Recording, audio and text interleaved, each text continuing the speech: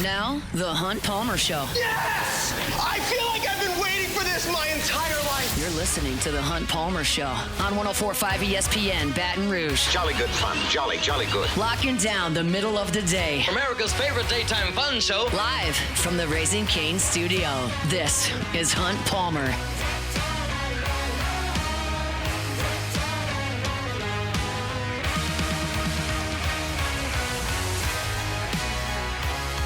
Welcome in. Hunt Palmer coming to you from the Raising Cane studio downtown in the capital city on this Tuesday. Hope your work week's off to a good start. Appreciate you hanging out with us here on 104.5 ESPN Baton Rouge. Glen West here in 30 minutes. He was at the box for a long time last night. We'll talk to him about that. Sharif Ishak, bottom of hour number 2, talking Saints. The Athletic played a fun game where they try to forecast who the Power 4 college football head coaches will be to start 2030. And there are some interesting ones that do involve LSU and some of the teams in the Southeastern Conference. It was creative. It's not designed to be exactly right. I want to get into a little bit of that for some fun a little bit later. Alontae Taylor's price tag may be going up. Can the Saints match it? We'll discuss that in detail as well. So plenty to do. Let's crank it up the way we do every day with our opening drive. Welcome to the big league. It's time for Hunt's Opening Drive. Presented by Fabry Chevrolet GMC in St. Francisville. Well, it was not a very good night at the ballpark last night for LSU. I'm watching this game last night at the ballpark. I'm seeing a team that looks disinterested. I'm seeing really weak contact, seeing some swings and misses, no power hitting at all. I'm seeing very, very poor positioning in the field. I'm seeing kids fall down and cry. I'm seeing kids scream for their mom. That was really the T-ball game that I went to last night. But you thought for a second that I was talking about the LSU baseball team. For a second there, it kind of lined up. The Bombers' first T-ball game ever and whatever LSU was doing for 7 innings last night, kind of the same. Kind of the same. But in a serious note, like I'll break down what I saw last night. LSU played horrendously for about 7 innings. Horrendously. They played awful in every phase you can play awful in. Like Cooper Williams came out in the top of the first and set him down 1-2-3, and that was good. And from that point, it was feeble offensively. I'll just read it to you. Fly out to left, ground out to second, ground out to third, ground out to second, ground out to second, strikeout looking, ground ball to short, errors made, double play, single, fly out to left, single, hit by pitch, walk. Okay, the bases are loaded. Maybe do something here in the 4th inning. Ground out to second, strike out, ground out to second. 1-2-3 in the 5th. Like it just, there was no punch at all offensively for the first 5 innings of this game. And even when you got chances that were really given to you by errors and hit by pitches and walks, you couldn't capitalize because you couldn't swing the bat. But Cooper Williams comes out in the 2nd, and poor defense. John Pearson, who's over there at first base, tries to play a ball that's really a routine ground ball to second, but he ventures 15 feet right of where he should be to pick it up, and Cooper Williams is late getting to the bag, so you don't get that out. And Williams walks a guy, and then you get a ground ball to first, and John Pearson's trying to do 3 things at once, and to get the out at home or go turn 2 or get to first base, and ends up doing none of it. And then Williams, inexplicably to a guy that's hitting 100, walks him on 4 pitches, including a 3-0 fastball that went to the screen because it wasn't even close to the catcher's mitt. Like, it just completely lost the strike zone in that instance. And so Zach Cowan comes in, and Zach Cowan actually kind of did his job right out of the chute. You look at when he takes over after that walk, and he got the ground ball to first, and he got the strikeout that you were looking for with nobody out, and then he got an infield pop-up. So you're really close to getting out of that inning with minimal damage. And then he lays one in there to Harrison Feinberg, who hits a missile. Now, if LSU isn't shifting at this point, it's probably right to the shortstop, but they put 3 defenders over there, and he hit it through what became a gap, and they put 4 runs on the board in that inning. And then he comes back out in the 3rd, and, well, it was ugly. It was ugly. Just was. And the biggest pitch was the breaking ball that Cowan threw that got laced into the left field seats by the 9-hole hitter who was hitting .091 entering that game last night. And so at that point, you're down 8-0, and it got to 10-0, and it got to 12-3. And 13-2. 13-2 is the most accurate depiction of the way that this game was played. LSU was kicking the ball in the infield with John Pearson. Cooper Williams threw a pickoff throwaway. You had 4 wild pitches. Jake Brown had another throwing error. Like, you were bad defensively. You did not miss bats from the mound. Like, Reagan Ricken came in and he gave up a missile into center field for a single. Your offense was completely punchless. This was a 13-2 ball game. And while I do give credit to LSU's young players and to the veterans for cheering on the young players, they were very engaged in the 8th and 9th inning when those young guys were swinging the bat. When Yaman hits the homer and Harden gets the big base hit and Kloss hits the triple, and like they were very, very into it from the bench, although they're not playing worth a flip right now. And give credit to the young guys for playing and the older guys for cheering them on. But the last 3 innings of this game were inconsequential. You're putting lipstick on a very, very ugly pig with the 8 runs that you scored at the end of this game. 13-2 is a more adequate reflection of the way things went. It was a complete clunker from start, basically through the finish. I'm just not going to put a lot of stock into Klaus hitting a triple off the end of Northeastern's bullpen, who came in with a ERA of 15. I'm not going to put a ton of stock into LSU really responding because Eddie Yaman, who's never started a game here in a year and a half, and who has 4 career at-bats, hit a home run. This is about the guys that you're going to count on. And those guys right now are not those guys. So this was a very, very, very poor effort from LSU from start to finish. And the 13-10 is not reflective of it. And the fact that you got the tying run to the on-deck circle is not really consequential. They're playing very poorly. And in the next segment, I'm going to get into the things that I am concerned about for the long term and the things that I'm not. But the point of the matter is that this is no longer a tough day at the ballpark. Like LSU last year, I called a game against Omaha last year where LSU just didn't hit for 8 innings. Ianson struck a lot of guys out. He gave up a couple of runs. LSU didn't hit for 8 innings. They got something going in the 9th. They came up a little bit short. And then the next day they came out and scored like 25 runs. Like during a baseball season, 56 games, you have a day where you come out and you're just either not finding holes or you're not hitting the ball hard or it's just not your day offensively. It's just part of the sport. But this is now a week's worth of poor baseball. You played poorly against McNeese. You swung the bat very, very poorly over the weekend against bad pitching staffs. Your defense has let you down. Some of the middle and back end of your bullpen was not good.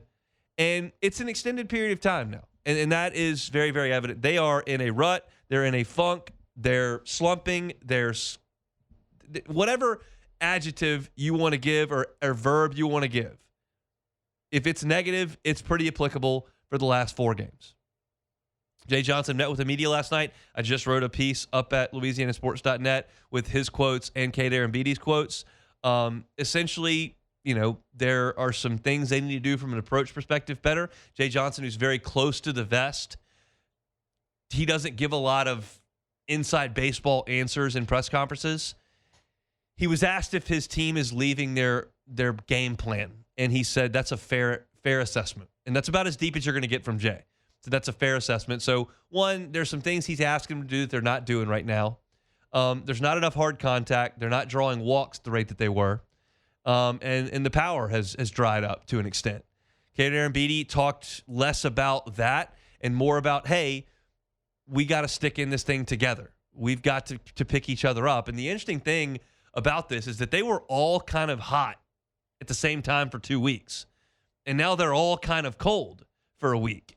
And usually it doesn't go that way. Usually there's 4 guys that are hot and 1, 2, 3 guys that are really cold. There's 3 guys that are sizzling and 3 guys that can't find it. And so you kind of have to balance that out. They're all kind of going through this whole thing together early on. And I don't have a super answer for you. It's beyond my scope with the information that I have to suggest why it is that they're playing poorly offensively. And so I just have to keep watching and see if it lingers or if they snap out of it. I have my thoughts, and we'll get to them in the next segment. But unequivocally, there are some aspects of this team that are not firing on all cylinders right this second. And guess what? That is bound to happen. I have been covering this team day to day for about 16 years. I have been paying attention for about 25. You don't have a season that you run through where stretches like this don't happen. They usually happen like last year when you went to Auburn and didn't play well in a conference game against a top 8 national seed, not against Dartmouth and Northeastern and McNeese. So the question is raised, like, is this more significant?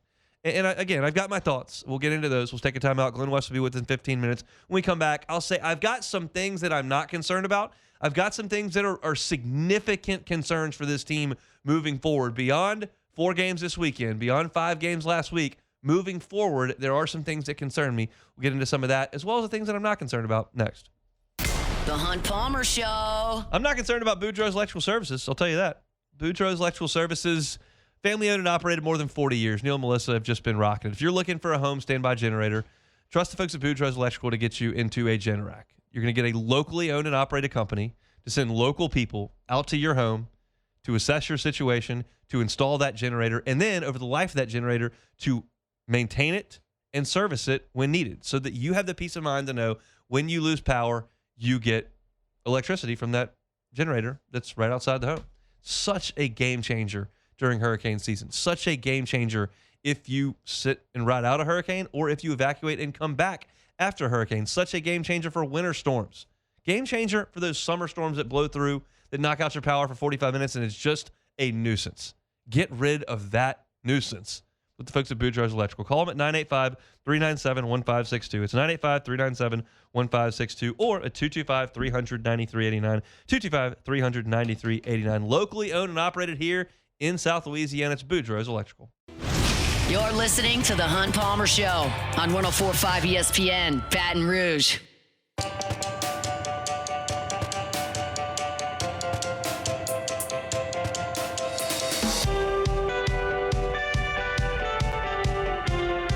Been telling you for weeks to go take a tour over at Marucci. It's where they make the official bat of Major League Baseball. Started up in a backyard shed 2004, 22 years later. They're making them for the best in the world, and you can see where all this work is done. It's such a cool tour. Not only see where the bats and how the bats are made, but get a sense of the history of the organization as well. It's just a very, very cool spot. Check them out online at maruccisports.com/campus-tour. Go by yourself, take the kiddos, take a youth baseball or softball team, go for a class field trip, kill some time on the weekend if the family's in town. It's just a really cool spot here in Baton Rouge to see where they make the bat to outfit the best players in the world. They'll be using it at the World Baseball Classic starting up this week. Spring training's underway, and will be opening days 22 days away. They'll be using it there, and you can see where it all goes down right here in Baton Rouge at Marucci. So check them out online, maruccisports.com/campus-tour, and get your tickets to take a tour today. All right, so they're not playing well, okay? That was evident this weekend offensively. That was evident yesterday across the board. It's been evident for a week now. They're just not playing to their level. And there are some pieces to that really concern me. There are some that don't at all. I'll get to the ones that concern me greatly. I don't think this is a very good defensive team. I think you're very good defensively at some critical positions. I think you're going to play great at shortstop. I think you're going to play really, really good in the outfield. Beyond that, I think you're pretty average to well below average. This is something I didn't talk about yesterday, but I'm going to today. If you weren't watching or weren't paying attention on Saturday, what you saw was LSU drastically altering its infield defense. It was in reaction to Seth Dardar, who was playing second base on Friday, making 2 errors on routine ground balls. And so on Saturday, Jay Johnson was putting Stephen Milam on the pull side of the infield. Right-handed hitter, he stayed at short. Left-handed hitter, Milam went to second base. And in that instance, Dardar went to third and Caraway went to short. Now, I understand this. Hitters more often than not pull the baseball. Cooper Moore throws a ton of changeups. That gets you out front. Gets you rolling things over. If you're a left-handed hitter, you're likely to hit the ball at the second base. I got it. And I appreciate very much forward thinking, trying to do things to put your team in the best possible position to win. I appreciate that a ton. And I understand this move. But when I see it, I don't think forward thinking. I don't think, oh, that gives us an advantage. I think, hey, we're trying to hide a bad defender here. That's what it sounds like to me. I didn't see Milam crossing over with Dickinson over there. I didn't see Dickinson going over to third base and moving Braswell over to short and playing musical chairs when you have three guys out there outside of first base that are really good at fielding ground balls. You don't need to do that. And this team needs to do that, and that's what I see. An infield defense is a separator in college baseball.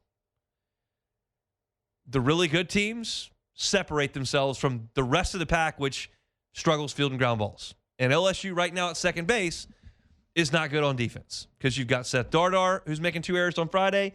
Braden Simpson was out there, and they moved him around on Saturday to get him out of the way. You put Jack Ruckert out there last night. He made an error. It's just not good defensively at second base. And Cade Arambidi, there are wild pitches that he's getting some gloves on. This is not a huge issue. I'm far more concerned with second base and moving the infield around than I am the catching defense. But there have been a lot of wild pitches, and there are some balls that aren't being blocked up and aren't being caught, and Arambidi's got to do a little bit better job of that. So defense, I absolutely am concerned about. I am absolutely concerned about Zach Callen. He is getting ripped. He's been out there 4 times. 3 of them, he's gotten tattooed all over the yard, and the 4th, he faced 2 batters, walked one of them, and it was during the walkathon during McNeese last week, and Jay Johnson just pulled him out of the game. So, essentially, he has not had a good outing in 4 tries. Now, I talked a little bit about Callen yesterday, and this is a guy whose track record is long for a college pitcher. 2 years ago, was the #1 starter for a tournament team at Wofford. Big-time strikeout numbers, low walk numbers, great ERA, threw a ton of strikes, got a lot of outs. Transitioned to the Southeastern Conference last year and was lights out of the bullpen. Lights out for about 10 weeks. Couple of bumpy ones, great NCAA tournament start. And you feel like that's a guy we can absolutely trust. And right now, because he's leaving the ball up, because he's leaving the ball middle, teams aren't missing it.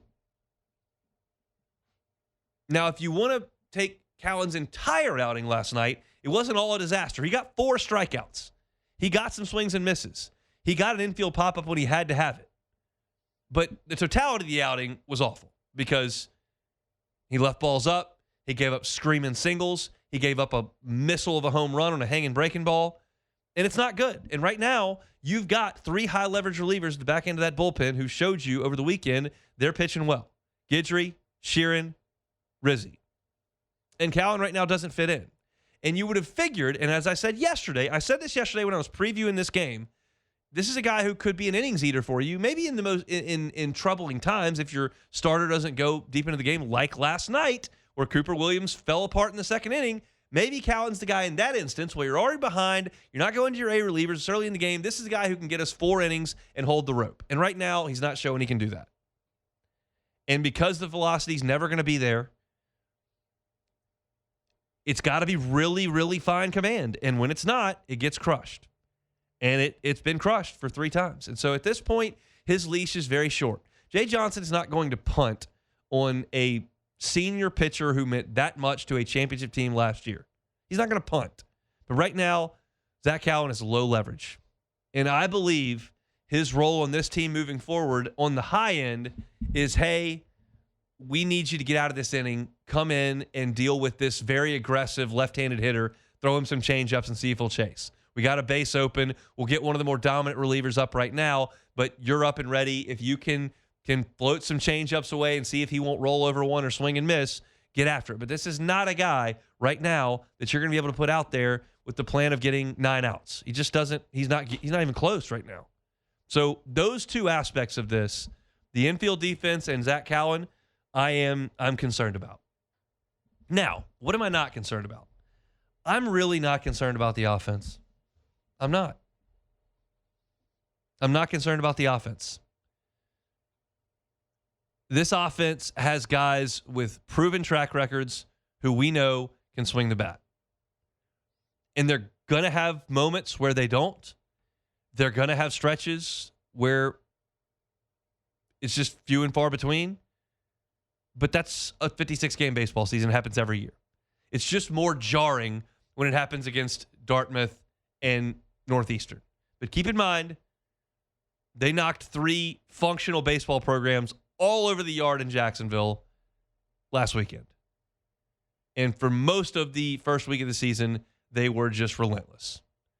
So I'm just not concerned that the numbers are as bad as they are. And they're bad. Like I wrote about it on my Around the Horn this morning. It's kind of a long form read. If you got some time and want to dive into LSU baseball, it's got a lot of that. And the numbers were awful. And I got it and cherry picked a little bit. And I didn't include the last 3 innings with the freshmen out there. But like Curiel, Milam, York, and Aaron Beatty for the weekend hit 143. There were 7 for 49. At a certain point, after you started 1 for 7 with runners in scoring position last night, for the 4-game weekend, you were 3 for 31 with runners in scoring position. 097.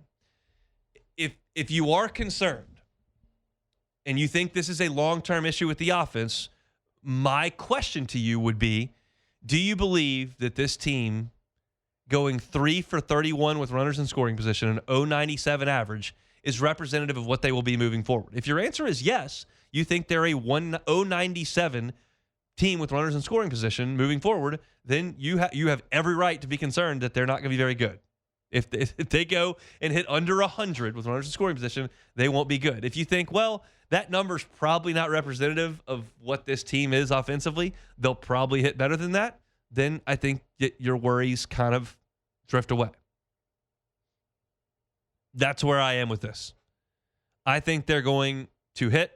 I think that the fact that they went up and down in order 3 out of 24 times last week in Jacksonville for 13%, and this year they did it 38% of their at-bats, like, I think it's just a little bit of an outlier. I'm just not concerned about the way they're going to swing the bat.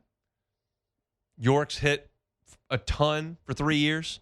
Dardar's hit a ton for 4 years. Brown, Milam, Curiel, when he comes back, Stanfield. Like, the only questions you can have and feel really good about the question mark, like, Kate Aaron Beatty hadn't done this for a year.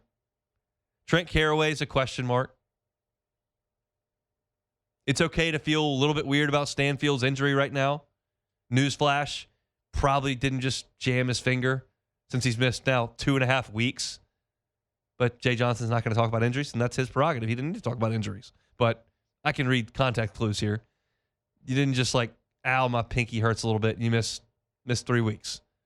Something happened. But I don't know what happened. I'm not speculating. I'm not a doctor. I know how Jay operates, and it's his prerogative. But I'm not concerned about the offense. And the great news is, coming out of this, and this was my lead yesterday, and this is how I feel. You got to feel pretty damn good about Cooper Moore right now. You got to feel pretty damn good about William Schmidt right now. You got to feel pretty damn good about Gavin Guidry, Devin Sheeran, Maverick Rizzi right now. And then Kason Evans has not been bad at all.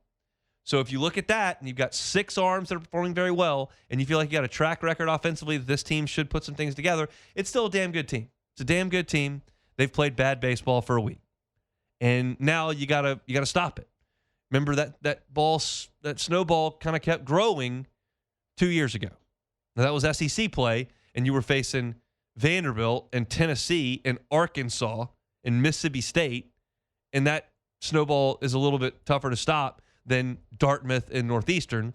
But you got Louisiana Lafayette tomorrow, and then you got Sacramento State this weekend, and it needs to stop. You need to have something feel good. And maybe, just maybe, the last 2 innings of last night, the last 3 innings of last night were something of a palate cleanser. You just needed to see something go right.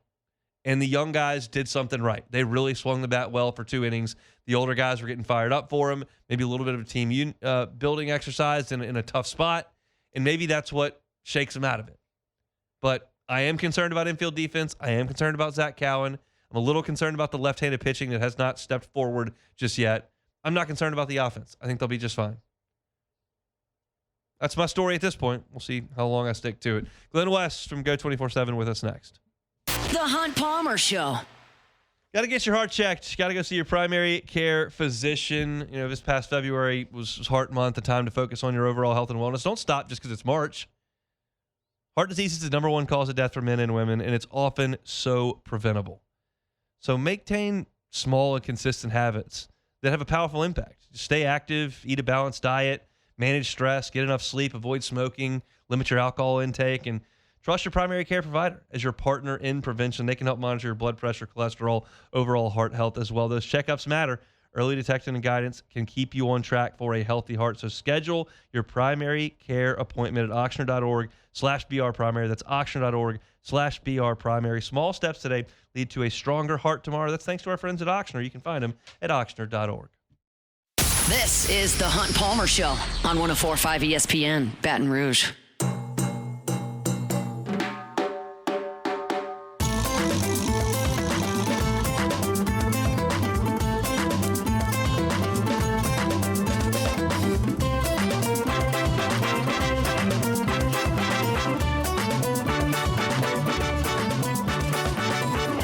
Chugging along here on a Tuesday edition of the Hunt Palmer Show, 104.5 ESPN Baton Rouge. Scott to the Jim's Firearms Hotline. Go 24/7 senior writer Glen West comes to board on Tuesdays. He's here now. Glenn, how are you? Doing well, all right, hon. How about yourself? I'm good because I went in the press box last night for 4 hours and 20 minutes. It was a long one. It was a long one for sure. But, I think we should start off by giving credit to the young guys. I mean, I thought that was a really impressive performance from those guys that kind of got in that 7th, 8th, and 9th innings. They didn't quit. They kind of fought themselves back as Northeastern was running out of pitching. But certainly a lot of work to do here when as it pertains to the starters, both on the pitching side and on the position player side. You asked a question in the post game that I was kind of thinking along the lines with is like you just hadn't seen anything really go right offensively for a few days. And the older guys on the bench with their rally caps on, watching some of the younger guys do some things, like could that bring some levity to the room? Is that what you were kind of thinking when you were watching the game? And what did you think of the answer that Jay gave? Yeah, I think it's kind of like that anecdote of like a basketball player that's maybe a little in his head, and so the coach brings him off to the sideline to kind of watch the game, kind of game flow there for a few minutes and then get him back in. But, I think, I thought Jay's answer there was pretty, kind of direct in terms of just what he wants to see from these guys going forward. I think a lot of it is not really centered on their performance and their ability because he believes 100% in their ability and their performance. But I think it's just a mindset deal right now. And I think maybe a lot of these guys just kind of had to, kind of watch off to the side and see kind of what their game plans are supposed to look like. And I thought you saw that from guys like, Jack Ruckert had a big hit in there and took some really good at bats. I thought, William Patrick took a couple really good at bats. Daniel Harden took a couple good at bats. Like seeing those guys go out there and kind of run up the pitch count and force Northeastern's pitchers to kind of get them out instead of kind of giving them free outs by not following the game plan. I think that's all stuff that they can learn from here in a short order because I do think that they have played a lot of games here in a short amount of time, and maybe they just needed a little bit of a breather just to kind of reset their mindset there, and we'll see kind of what comes out of it. But I think that long term, I don't have a whole ton of concern about these players because you've just seen them respond and perform in so many big moments before. What is the most concerning thing you've seen over the last week? Yeah, I mean, definitely the offense. I mean, I think, slumps come and go. But, I think that, for me, the big thing here is just they seem to be swinging under the ball a lot. That was something that Jake Brown talked about, especially on these fastballs that, they just seem to be hitting under them and kind of popping out a lot and not putting the ball in play to where you have to force the defense to make a tough play or something like that. Like it's just been really easy outs, and they just haven't been getting a whole ton of hard contact either the last couple of days. So I think that's something that they have to continue to work on and work through. But I think from the pitching side, certainly you need to see Zach Cowan start to get it together a little bit here. He's somebody that, and through February through May of last year, was probably as good as any pitcher that LSU had on the roster last year. Had just really, really consistent performances out of the bullpen. But, Jay said last night he's somebody that's, probably leaving a little bit too much over the plate and needs to get back to painting the corners and mixing his pitches the way that he did when he was having a lot of success last year, because I do think he's going to have to be a big part of this bullpen for LSU to have the success that they want to have this year. So those are just a couple things that come to mind. But, like I said, I think the hitting stuff will get itself figured out here. You've got now a day here where you can either get some rest or practice before tomorrow and then get right back at it this weekend against Sacramento State. Starting rotation, obviously, statistically was fantastic. What did you think of that group of three over the weekend? Yeah, I think another step forward. I thought all three of them did really well. I thought that William Schmidt continues to take that next step. He had the really solid outing in Jacksonville. And you were just wondering, okay, could he now turn that into 2 weekends in a row? And can he turn it into 3 weekends in a row? And so second straight weekend, he sets a career high in not only innings pitched, but also strikeouts. And so that was really impressive to see from him. I think Cooper Moore is probably your best pitcher right now. I think he's just been your most consistent guy on the entire staff, maybe short of, Gavin Guidry out of the bullpen. But I think from a starter perspective, he's somebody that you got to have full confidence in right now.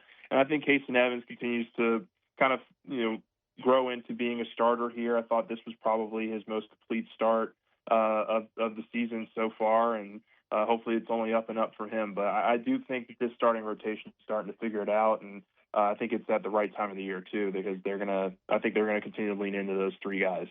Glen West is our guest. He's senior writer for Go 24/7. All your team coverage, you can check him out there with us on Tuesdays here on the Hunt Palmer Show. Defensively, there was some shakeup going on Saturday in the infield. You've seen multiple second basemen. You've seen them go to defensive replacements. Like, how do you feel about this club defensively right now? Yeah, it's a work in progress. I think it's been a mixed bag. I think when you have an infielder like Steven Milan, he can cover up for a lot of your mistakes, and we've started to see that a little bit this last weekend as they've kind of shifted him into positions where they feel like the ball is going to go a little bit more. So, I think Jay kind of alluded to it as putting your best player in your best position to get the most opportunities to make the most plays, kind of a deal. It certainly also could be described, at least from the outside, as just, trying to maybe cover up for a couple of weak spots. And, I think that they are still trying to figure out what the best combination is going to be there on that infield. I think once Chris Stanfield, I know that we talked about that last week, but once Stanfield comes back, you're going to have a lot of options there between Braden Simpson and Seth Dardar and Tanner Reeves and even Jack Ruckert, who I thought, like I said last night, had a nice finish to the game, and maybe he can earn some more opportunities here going forward. But as it pertains to what you also saw yesterday at first base, I do think that Zach York will be back at first base here going forward. I think it was just something that Jay Johnson wanted to try yesterday. He talked to us yesterday about wanting to give him a little bit of a breather from the field and just have him focus on hitting yesterday. Obviously, it was not a great day for John Pearson over there at first, or a great start at first, but I think there's still belief in him and that he'll continue to have opportunities in this offense. But I do expect York to go back to first here going forward.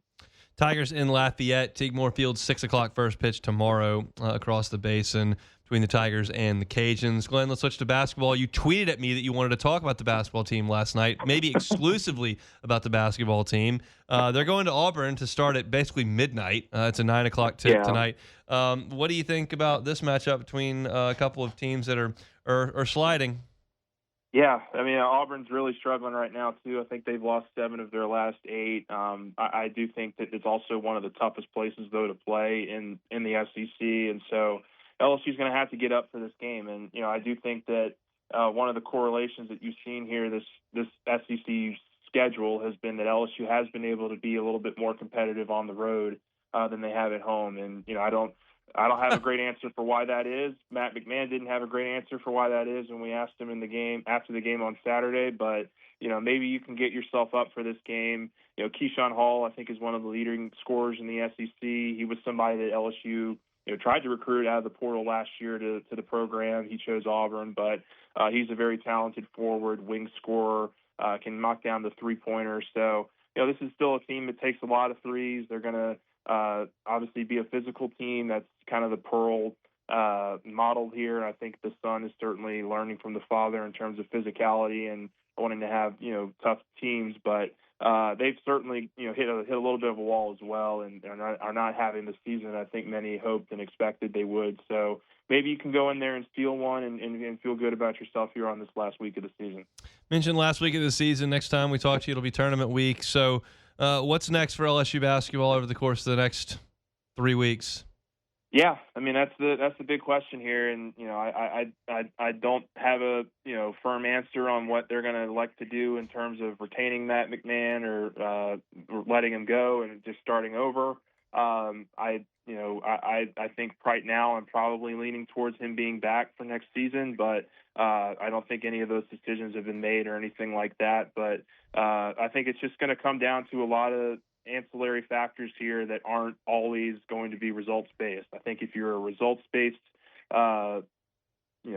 just thinking a mindset there, I do think that it's probably a pretty easy decision, but there's other factors that this administration and certainly this donor base are going to be considering here, and we'll see kind of what trees they can shake and what kind of interest that there will be in the off season on what this program might look like. But I do think that there's not been a decision made there on the future of the program, and that's really what these next couple weeks are going to be about in terms of what that might look like here going forward for men's basketball. LSU and Auburn tonight at 9 p.m. Glenn, we appreciate the time. Thanks, man. All right. Thanks, Hunt. Glenn West, senior writer over there at Go 24/7, team coverage, recruiting coverage. He's got it over there at Go 24/7. That's GEAUX, of course. We'll come back, close out the hour. Saints may be priced out of the Alontae Taylor sweepstakes. Is that a bad thing? Is that a good thing? Is that a real thing? We'll talk about it next. The Hunt Palmer Show. First American Bank and Trust. First American Bank and Trust started up in 1910. 116 years later, they are still humming. In fact, they're growing. 25 locations throughout Southeast Louisiana. It's your community bank. They've been here for over a century. They're going to be here for another century. And the folks that are making the decisions about your personal loan, about your commercial loan, your business in this part of the world, makes that decision in this part of the world. They're right here in South Louisiana. You're not going to pick up the phone and call some call center, get a recording in San Francisco. You're dealing with somebody who you go to church with. You're dealing with somebody whose kids go to school with your kids or play soccer with your kids. That's the beauty of First American Bank and Trust. It's a community feel, and that's why, talk about the management at their branches, they average 25 years with the bank. Why don't you join the bank? First American Bank and Trust, 25 locations throughout Southeast Louisiana, born right here in Southeast Louisiana, just like most of you. Looking for a residential loan or a commercial bank, it's commercial loan. It's First American Bank and Trust. You're listening to The Hunt Palmer Show on 104.5 ESPN, Baton Rouge.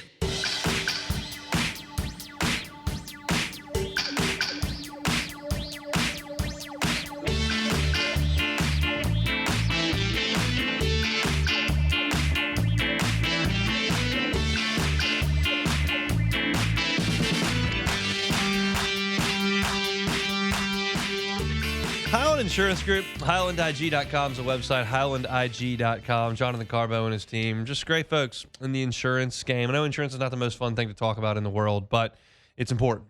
I've lived that in my 7 years in the industry, and I know what makes a good broker. I know what makes a good agent, and the Highland Insurance Group's got a ton of them because they're experts and they take care of their clients. They're not just here to try to sneak in the back door, cut costs, try to get you in as a client. Maybe you're covered, maybe you're not. Hopefully nothing happens. And then when it does, sorry. That's the worst. And you're not going to get that at the Highland Insurance Group. You're going to get someone who cares about your business. You're going to get an agent that knows coverage inside and out, knows the needs that your business is looking for. Think of your insurance broker as your CPA, like your attorney. You let them in and let them guide you. That's what your insurance broker can do if you work with somebody like the Howland Insurance Group. So for your commercial property and casualty, make sure you can trust your agent. It's just not the guy that walked in with the lowest premium on the back end of the proposal. The Howland Insurance Group, may have the lowest number on the back end of the proposal because they can shop you independently with a lot of different brokers. But they're going to take care of you from a coverage perspective. It's the Highland Insurance Group, highlandig.com. All right, Ross Jackson wrote earlier this week at louisianasports.net about Alontae Taylor and what's coming here a week from now when the NFL's legal tampering period starts on March the 9th. And there's going to be a market for Alontae Taylor. You're looking at Dennis Allen, who may jump in with the Bears and want to work with Alontae again. You've seen Jaquan Brisker from the Bears is going to explore free agency. He may not be back, and there may be a spot there for Alontae Taylor to fall into. Joe Woods, who was the Saints' former defensive coordinator, he's with the Raiders right now. They could certainly use corner help. So could the Titans. That's where Alontae Taylor's from. He, of course, played around there in college and may decide he wants to be in Tennessee. And the Cowboys are very likely to get into this mix as well. That was a report that came out from Sports Illustrated's Albert Breer. So you're seeing a number of teams very potentially in the mix for Alontae Taylor. And all that means is the price tag goes up and up and up. Now the question is, how much are the Saints willing to spend for Alontae Taylor? You brought him in the second round, and I'll give him this beyond anything else. There's one thing that's absolutely irrefutable with Alontae Taylor. He plays. His rookie year, 13 games, 9 starts as a rookie. The last 3 seasons, 17 games, 17 games, 17 games. He's going to play. Now, when you asked him to go out and try to cover number ones, that did not go well. You tell him to move inside to the slot, I think we can all agree there was some real promise there. His Pro Football Focus grades are okay. They're not bad. They're not good. Overall on defense this past year, 63.8. His run defense, 56. His tackling, 63.5. His pass rush, 54.7. And then in coverage, the most important skill that he's got, a 67.7 grade, which is very respectable if you ask him to do what he's very capable of doing, which is cover slot guys, handle some bigger body tight ends. Like, these are some of the things that the Saints asked him to do last year, and it worked. I thought he had a good year. But this is one of those breakdowns, pieces of analysis that you look at, and if I just look at the player, would I like to have him on next year's defense? The answer to that question is yes. I would like to have him on next year's defense. But we know that's not how this discussion works. The question is, do you want him on next year's defense for X amount? Do you want him for X amount? Do you want him for Y amount? And that part, I don't know, because I don't know what offer is going to be on the table. Right now, nothing's on the table because the tampering period hadn't begun yet. We got a week to get to that. But it feels like the Saints are likely to have Alontae Taylor walk out the door.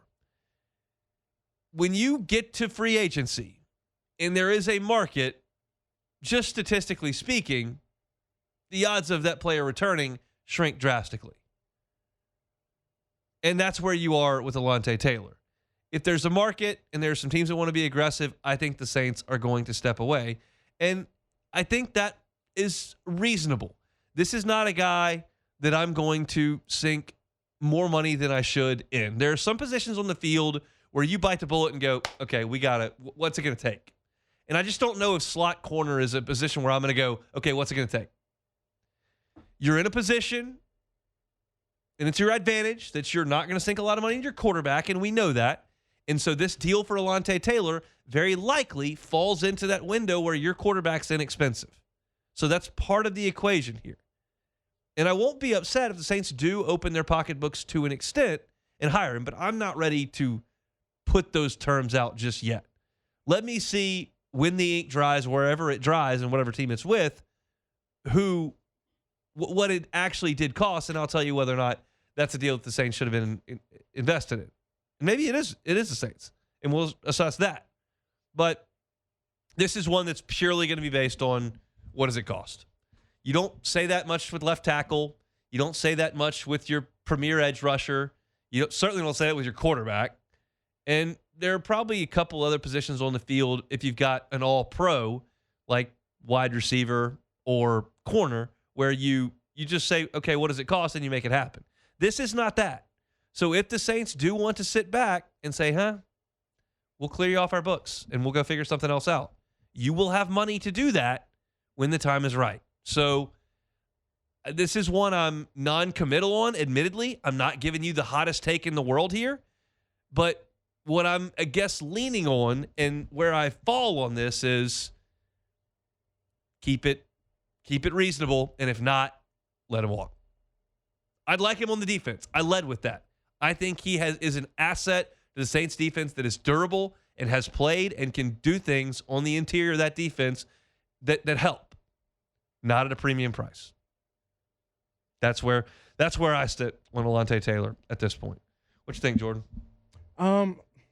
Again, he already made a post that says, farewell to New Orleans. So he's already know the writing's on the wall. Yeah. I mean, I like Alontae, but I don't like him that much to where I'm fighting other teams over him. And honestly, if the team liked him like that, they would have been re-signed him to whatever money he would want. So it's not like Sean Taylor's walking out the door or something like that. But I ain't gonna say he's not a good player. He's a good player, but he's a solid player. Yeah, he's replaceable. He's a number 3 receiver. He's a good blitzer. I'll tell you that. He had good sacks. And when I say he's a number 3 receiver, I don't mean literally. I just mean that's the way I think about his spot. Yeah. I think he's a number 3 receiver. He's a second linebacker. He's a left guard. He's a piece to the puzzle. He's not one of the core pieces to the puzzle. Yeah, and again, main thing you said, availability is his best skill. That's big by him. So somebody's going to pay him. It's not in my locker room. That's fine with me.